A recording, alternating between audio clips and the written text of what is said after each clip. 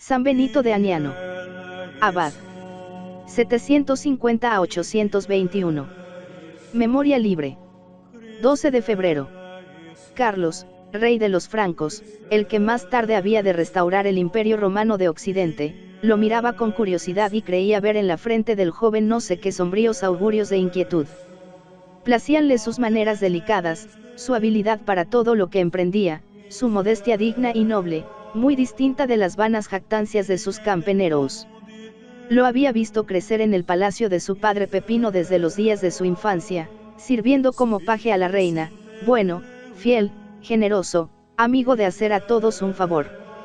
Todos lo amaban, y él lo amaba también. Habíale encantado la gracia con que presentaba la copa de oro en la mesa regia cuando lo nombraron escanciador. Después, llegado el tiempo de la mocedad, en su cuerpo se iba revelando una naturaleza fuerte, moderada por una educación exquisita. Entonces ciñe el cíngulo militar. Pero Carlos observaba en él una honda preocupación, que no podían ahuyentar ni las cacerías ruidosas, ni el cuidado del halcón y del caballo, ni los ejercicios de la corte, ni las constantes campanas al otro lado del Rhin o de los Alpes. A los 22 años, una idea fija había brotado en su mente: dejar todas aquellas cosas, que no le daban la felicidad. El futuro emperador lo encontró un día pensativo en los jardines del palacio de Aquisgrán, y, compadecido de su tristeza, le preguntó: «¿Cómo te llamas, joven?» «Witiza», dijo él. «Witiza, nombre godo, es que perteneces a esa nación». «Sí, señor, pertenezco a esa nación desgraciada». «¿Y por qué andas triste? ¿No te tratan bien los francos?» «Al contrario, lo mismo de vos que de vuestro padre, solo he recibido beneficios, que yo trato de pagaros sirviéndoos con fidelidad. Mi padre, el conde de Magalona, hace lo mismo, puedo aseguraros que es vuestro mejor servidor en los Pirineos. Si a veces me veis pensativo, es porque siento que Dios me llama a mayor perfección, y no sé por qué camino a alcanzarla». Esta franqueza le acabó de ganar las simpatías de Carlomagno, el cual trató de retenerlo en su corte, diciéndole que estaba buscando hombres buenos y sabios para hacer de la casa real una escuela y un monasterio. Pero medio siglo de desgracias pesaba sobre el alma de aquel joven. Veía destruida su raza, su tierra, su familia. Habían acabado aquellas cortes suntuosas, aquellos famosos concilios Touledonous, a que asistieron sus abuelos, el suelo donde naciera había sido asolado por la invasión musulmana, su patria, Magalona, una ciudad floreciente, cerca del Mediterráneo, en la provincia visigótica de Narbona, estaba en escombros. Allí tenían sus padres, que se gloriaban de la más noble sangre goda, las casas, las tierras, el condado, mucho de ello había perecido en la general catástrofe, y ahora su pueblo veíase obligado a humillarse ante los francos, enemigos de su raza, y ante los árabes, enemigo de su raza y de su fe. La resolución estaba tomada: crear en su interior un reino que estuviese al abrigo de humanas vicisitudes. Pero, ¿cómo?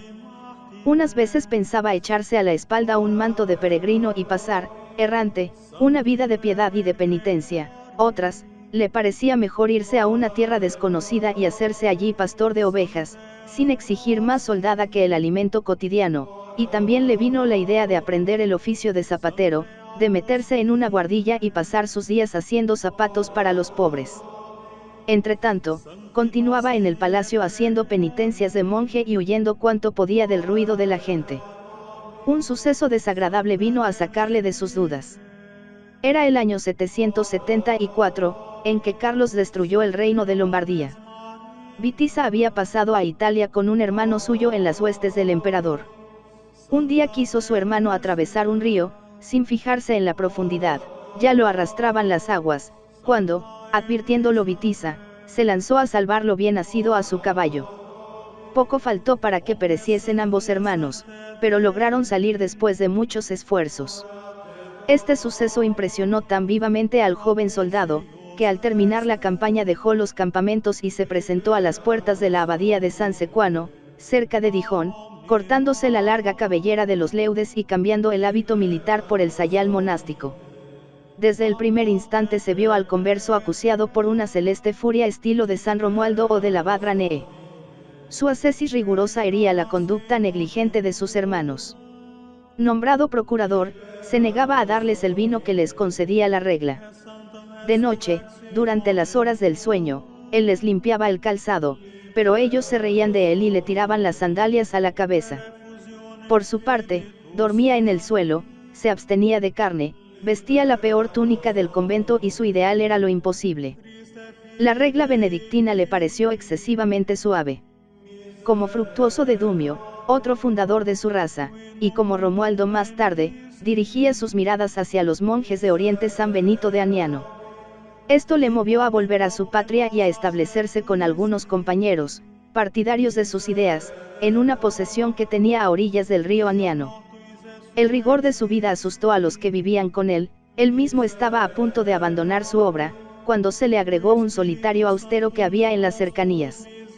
El régimen implantado se fundaba en la extrema pobreza, corrió único alimento, pan y agua, ayuno tan riguroso, que algunos monjes murieron de inanición, única posesión del monasterio, un asnillo. No obstante, las vocaciones afluían. Fue preciso agrandar el edificio, y los monjes mismos se encargaron de las obras. Con ellos trabajaba Witisa, trayendo piedras o haciendo la cocina, y aún tenía tiempo para escribir sus libros. Todo era pobre en el monasterio, ninguna imagen adornaba las paredes, ningún objeto de plata o seda en la iglesia, los mismos cálices eran de madera o estaño, y como los monjes ganaban el sustento con su trabajo, el abad rechazaba toda donación de siervos y matricularios. Es el mismo programa que, siglos más tarde, reaparecería en el Ciste. A los 4 años, en 782, aparece un nuevo programa ascético en la vida del reformador visigodo. Su obra, dice Atzón, su biógrafo, sigue adelante, pero sobre nuevos fundamentos. Entonces empieza a llamarse Benito, y con el cambio de nombre va una transformación completa en las ideas.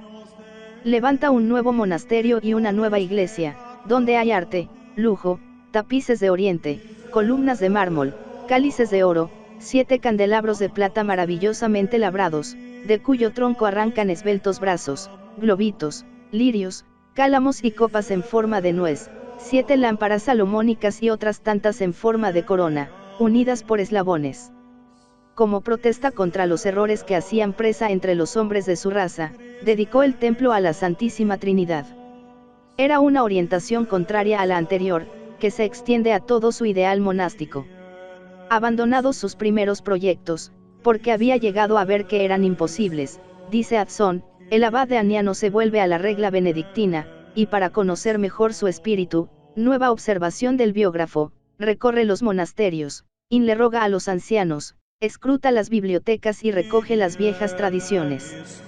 El campeón de las ideas de los antiguos se hace discípulo de Benito de Nurcia. Se despoja de los residuos orientales, que caracterizaban el monacato visigodo, para encajar plenamente en la atmósfera monacal del Imperio Franco. Esta transformación le saca de la oscuridad y le asegura el triunfo. Leidrado de León, Teodulfo de Orleans, Alcuino y el duque de San Guillermo de Aquitania, le piden monjes para realizar sus funciones. El emperador le alienta en su obra y le encomienda la reforma de todos los monasterios. Continuando la protección de su padre, y deseando tenerle a su lado, Ludovico Pío le construye un monasterio en Inden, cerca de Aquisgrán, cuyos monjes debían ser los maestros de los demás en la doctrina de la salvación. Benito era el abad general del imperio, el consejero del emperador, la regla viviente del monaquismo, con derecho absoluto de visitar, reformar y corregir. Con un espíritu clarividente, había llegado a comprender que su obra sería estéril si no tenía el valor de decir que se había equivocado. Ahora estaban recogiendo el fruto de aquella transformación repentina. Sus 2 grandes obras, el Codex Regularum y la Concordia Regularum, nos revelan al hombre preciso y metódico, todo voluntad y acción. Una y otra tenían por objeto demostrar que San Benito no había hecho más que extraer la quinta esencia de los antiguos padres y legisladores. Hay quienes han considerado a San Benito de Aniano como un innovador, y en realidad es más bien el fin de un periodo que el principio de una nueva era. Si hay algo nuevo en su programa, es solo su actitud más clara y reverente con respecto a la regla. La regla debía ser observada a la letra, el monje no debía ser solo monje, sino monje de San Benito, y únicamente de San Benito, de suerte que en los monasterios no hubiese más ley que su regla. La regla no debía ser explicada ni comentada, sino, sencillamente, observada, decía Ludovico Pío a los monjes de Fulde, recogiendo una expresión favorita del abad Aniano. Sin embargo, Benito de Nursia, con una amplitud de espíritu que no fue una de las menores causas de su éxito, quiso dejar imprecisos muchos detalles de la observancia, y esto produjo en los monasterios una gran variedad de costumbres, que eran como el complemento de la regla. Casino tenía las suyas, y se las expuso al emperador, sin intentar por eso imponerlas a las demás abadías.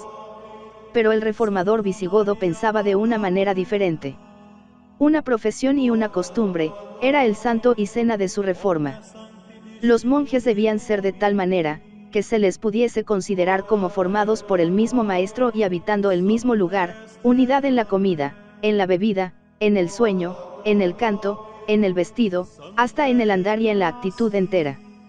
El escapulario debía tener 2 codos de largo para todos.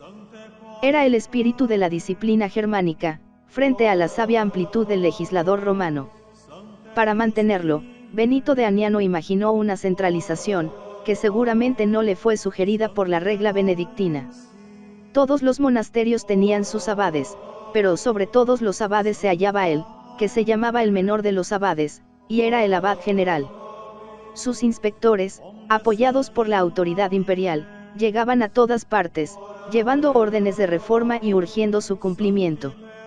Sin darse cuenta, Benito organizaba una congregación que anunciaba las de Cluny y el Ciste, y que tenía un precedente, y acaso un modelo, en la que San Fructuoso había organizado para sus monasterios de España.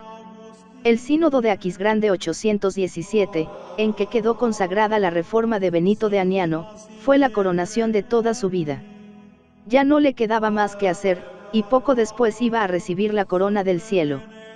4 discípulos suyos comunicaban la noticia a todos los monasterios, dando interesantes pormenores de sus últimos días. Estaba con frecuencia, nos dicen, en el palacio del rey. Algo antes de morir, le repitió 4 cosas que solía recordarle. Aquel mismo día le cogió la fiebre, pero aún pudo llegar hasta su celda. En cuanto se supo en la corte, vinieron a visitarle los magnates, y tanta era la afluencia de obispos, abades y monjes, que nosotros no podíamos acercarnos a él. El primero en llegar fue Elísacar, secretario regio y gran poeta de aquellos tiempos. Llegó también el camarero del emperador, en nombre de su amo. El 8 de febrero, a las 9 de la mañana, mandó que lo dejásemos solo, y así estuvo hasta las 12. A esta hora entró el prior, y como le preguntase qué tal se hallaba, contestó que mejor que nunca, y añadió, hasta ahora he estado delante del Señor, entre los coros de los santos. Al día siguiente llamó a los hermanos para darles los últimos consejos, atestando que desde hacía 40 años no había probado un bocado de pan sin derramar lágrimas delante de Dios. El mismo día envió una admonición al emperador y otras a varios monasterios. A los monjes de Aniano les decía, no hay nada que tanto abrace mi alma como la preocupación por el orden de vuestra vida regular. Sé muy bien que trabajáis generosamente, pero va a llegar mi última hora y creo que no os voy a volver a ver. Bien sabéis mi solicitud por vosotros, os la he demostrado con mis esfuerzos, con mis palabras, con los ejemplos de mi vida. Ahora ruego al Hijo de Dios, y por él os conjuro, que guardéis el lazo de la caridad. Amad, sobre todo, a todos aquellos que me estuvieron unidos por la amistad en este mundo, y ya que Dios ha querido poner alguna regularidad por mi medio en los monasterios antes relajados, tened vosotros cuidado de que nunca se extravíen por caminos torcidos. No puedo deciros más. He sido atacado por una acervísima dolencia, regalo de la divina misericordia, y ahora no me queda más que aguardar la muerte. La muerte llegó unas horas después de escritas estas palabras, en las que nos parece sentir la vibración de aquel gran espíritu. Su mejor elogio lo hizo en 2 versos su amigo Teodulfo de Orleans, visigodo como él, lo que fue el gran Benito en Italia lo eres tú entre nosotros, en ti ha vuelto a vivir el padre de Nursia, como en Pitágoras, Euforbo, según creyeron los antiguos.